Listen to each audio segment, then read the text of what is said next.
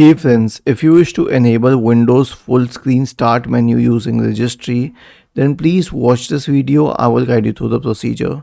Search for Registry Editor in the Windows search bar and open the Registry Editor window. Now go to HKey Local Machine, Software, Policies, Microsoft and Windows on the left pane. Right click on Windows, select New Key and name it Explorer and hit Enter. And now in the right pane, we will create a DO 32-bit entry named for start size. Right click new DO 32-bit entry named for start size. Double click on it and change the value data to 2.